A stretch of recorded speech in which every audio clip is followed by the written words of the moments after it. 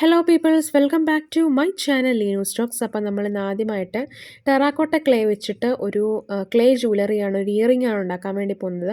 അപ്പോൾ അതിന് വേണ്ടിയിട്ട് ഞാൻ ഇതുപോലെ ടെറാക്കോട്ട ഇതുപോലെ എടുത്തിട്ട് ക്ലേ കുറച്ചെടുത്തിട്ട് ഇതുപോലെ ജസ്റ്റ് ഒന്ന് ഉരുട്ടിയെടുത്തിട്ടുണ്ട്. എന്നിട്ടത് പൈപ്പിൻ്റെ കഷ്ണമോ അല്ലെങ്കിൽ എന്തെങ്കിലും തടിയുടെ കഷ്ണം, തടിയുടെ ഇതുപോലെ റോൾ ചെയ്യാൻ പറ്റുന്ന എന്തെങ്കിലും ഉണ്ടെങ്കിൽ ജസ്റ്റ് ഇതുപോലെ നമ്മൾ റോൾ ചെയ്തെടുത്തതിന് ശേഷം നല്ലപോലെ പരത്തുക. കുറച്ച് കട്ടിക്ക് നല്ല രീതിയിൽ ക്ലേ എടുത്തിട്ട് പരത്തുക.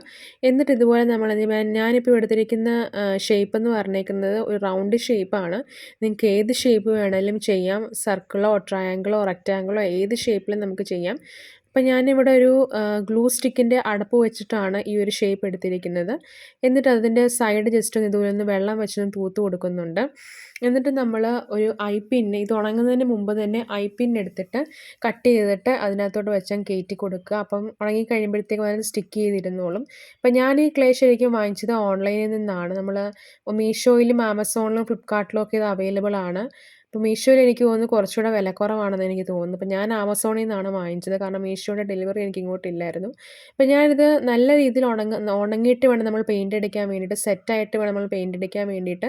അപ്പം ഞാൻ ഒരു വയലറ്റ് കളറാണ് അടിക്കുന്നത്. അപ്പം എനിക്ക് ഈ ഒരു ക്ലേ ജ്വല്ലറി ചെയ്ത് വലിയ പരിചയമൊന്നുമില്ല. അപ്പം ഞാൻ കുറേ തവണ ഇതിങ്ങനെ ചെയ്യാൻ വേണ്ടി നോക്കി, അപ്പോഴെല്ലാം ഫെയിൽ ആവുമായിരുന്നു. അപ്പം ഇന്നാണ് ജസ്റ്റ് ഒന്ന് ട്രൈ കുറച്ച് കട്ടിക്ക് എടുത്ത് കഴിഞ്ഞപ്പോഴാണ് എനിക്കത് സെറ്റായി വന്നത് തന്നെ. അപ്പോൾ നമ്മൾ എയർ ഡ്രൈ ക്ലേ ആണ് നമ്മളിവിടെ യൂസ് ചെയ്തിരിക്കുന്നത്. അല്ലാതെ ബേക്ക് ചെയ്യുന്ന ക്ലേയും ഉണ്ട്. ഞാനിവിടെ എയർ ഡ്രൈ ക്ലേ ആണ് യൂസ് ചെയ്തിരിക്കുന്നത്. അപ്പം നമ്മളത് വെയിലത്തൊക്കെ വെച്ച് ഉണങ്ങുകയാണെങ്കിൽ കുറച്ചുകൂടെ നല്ല രീതിയിൽ കട്ടിക്ക് ഉണങ്ങി കിട്ടും.